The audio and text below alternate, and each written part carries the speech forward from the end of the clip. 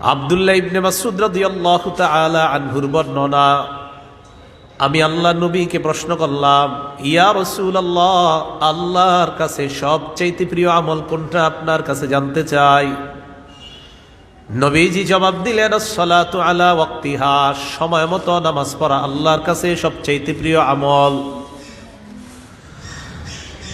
ক্বালা সুম্মা আইয়ুন ইয়া রাসূলুল্লাহ, সাহাবী প্রশ্ন করলেন, এরপর আল্লাহর কাছে সবচেয়ে প্রিয় আমল কোনটা। নবীজি জবাব দিলেন, বিররুল ওয়ালিদাইন, পিতা মাতার প্রতি সৎ আচরণ করা।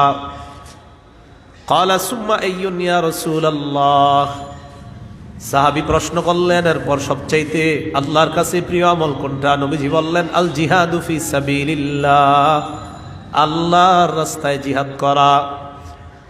তাহলে হাদিসের মধ্যে নবী এক নম্বরে বললেন সময় মতো নামাজ পড়া আল্লাহর কাছে সব